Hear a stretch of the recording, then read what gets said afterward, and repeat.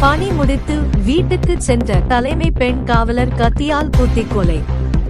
கணவரை கைது செய்து போலீசார் விசாரணை.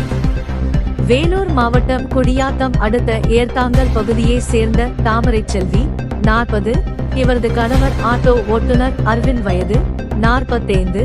இவர்களுக்கு திருமணம் ஆகி 13 ஆண்டுகள் ஆகின்ற நிலையில் தாமரைச்செல்வி குடியாத்தம் நகர காவல் நிலையத்தில் தலைமை காவலராக பணியாற்றி வந்தார்.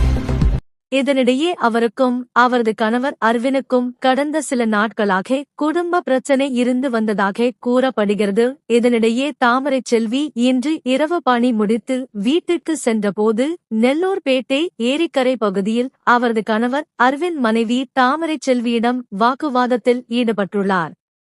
அப்பொழுது வாக்குவாதம் முற்றிய நிலையில்தான் மறைத்து வைத்திருந்த கத்தியால் தாமரைச்செல்வியை கை, கழுத்து, தலை, மார்பு உள்ளிட்ட பகுதிகளில் கத்தியால் குத்திய நிலையில் இரத்த வெள்ளத்தில் சரிந்த தாமரைச்செல்வியை அங்கிருந்தவர்கள் மீட்டு சிகிச்சைக்காக குடியாத்தம் அரசு தலைமை மருத்துவமனைக்கு அனுப்பி வைக்கப்பட்ட நிலையில் அங்கு சிகிச்சை பலனின்றி தாமரைச்செல்வி உயிரிழந்தார். இதனையடுத்து அவரது கணவர் அரவினை கைது செய்த போலீசார் மேலும் இதுகுறித்து விசாரணை மேற்கொண்டு வருகின்றனர். குடும்ப பிரச்சினை காரணமாக பெண் காவலரை அவரது கணவரே கத்தியால் குத்தி கொலை செய்த சம்பவம் குடியாத்தம் பகுதியில் பெரும் பரபரப்பு ஏற்படுத்தியுள்ளது.